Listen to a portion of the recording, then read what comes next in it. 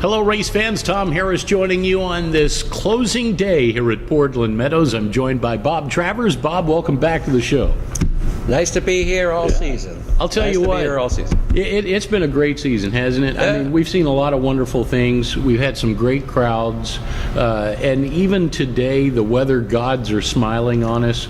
It's sunshine. The track probably fast or wet fast because we get a lot of rain overnight and so forth. But still yet, beautiful day. We've been blessed this season, people. We really have had great weather as compared to last year. For Yeah, sure. yeah. But it really has. And look at today, bright, sunny. I'm looking at a wet fast track myself. Good deal. All right, we've got a lot to talk about.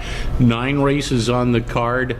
We've got an interesting battle that continues to on-go with Jose Zanino and Kevin Orozco. Kevin Orozco just in front coming into today. But these two, they have gone toe-to-toe, basically the second half of this meet. Absolutely. Right down in the stretch, too. What is it, 41-40, I think they're in there? And 40. It's about a victory difference right now. Yeah. So. And we'll talk about it later, but look at the last race. Yeah, we're going to get to that. Absolutely. We're going to get to that. Save that for now.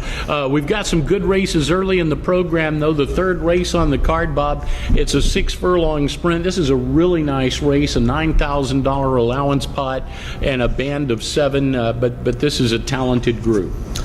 Yes, it is, and if you look at really, quickly, you're going to see, Mitch and Johnny in Daytona Beach, knocking heads. They're going to take the lion's share of the money, but I'm going against the grain. I'm always looking for a prize, and I'm going to take the 3 Italian Warrior. I think this the pace scenario sets up. I think it's going to be a fast race. Going to be somebody off the pace. Yeah. Orozco again. He wants the title. He's gonna, go for it no matter what. So I'm putting a 3 on top, and then a nice little long shot in Snowball's Chance. This guy is dropping, people. He's dropping considerably at 12-1. So he's got the apprentice on him with Rojas. That guy's trying. He's trying to impress everybody for his next meet someplace. So anyway, I'm going against the grain. I'm going 3-6 on this race. This race came up pretty tough. It really did. And I'm going to give the edge to Mitch and Johnny. Daytona Beach, quick off the mark from the outside. But I do like the horse you mentioned, Italian Warrior. And I think you absolutely have to have that one in your exotics for sure. Oh, definitely. Yeah. So don't leave him out. And also Snowball's Chance. Look Snowball's at that. Chance, 25,000, 11,000. Go for the gusto. Come on, 12-1. Come on, talk, people. Go for the gusto. It's the last day, right? Fourth race is a distance of 1 mile, Bob, and we have a field of 8 in this starter company. And here's another race that really did come up tough as well. Very tough on the handicapping. You're looking at 2 turns, and whenever I have a 2-turn race, I always give class a little bit of a more in consideration, I should say. And I'm telling you again from the outset, there's some obvious horses, but everybody's in a 2,500 starter, and I've got droppers going from open company 6,000, 5,000, even 3,000 into this starter allowance.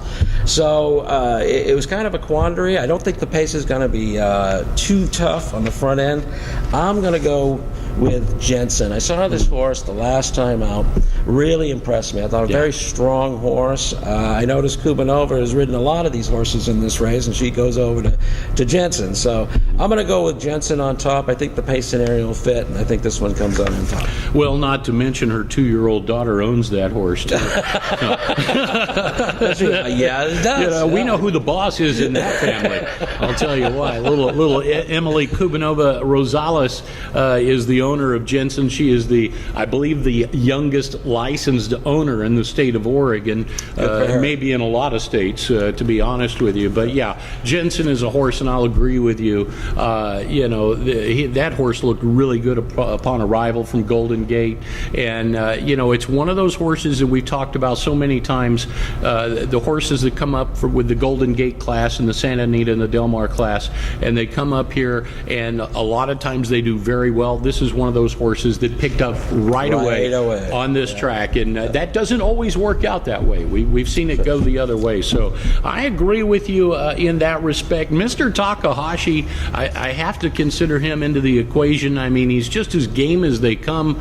He runs from the inside post position. The mile could be a little bit of a question mark for him today. I know that in the past he's gotten the distance, but it has been a while since he's tackled the 2 turns. I think you go back to October, but he didn't do badly. He was second in that race. So I think he figures right there in the mix. Stone Quarry with that late running style, this is one of those, I've said it before, one-run son of a guns. He's got one gear, and it's down the stretch. But I'm going to tell you, he's got that win-lose attitude, and that showed up last time, okay? Yeah. And it could show up again. He could surprise everybody. And again, if you're getting 10-1, we got Zanio. He's gunning for it. He wants that title.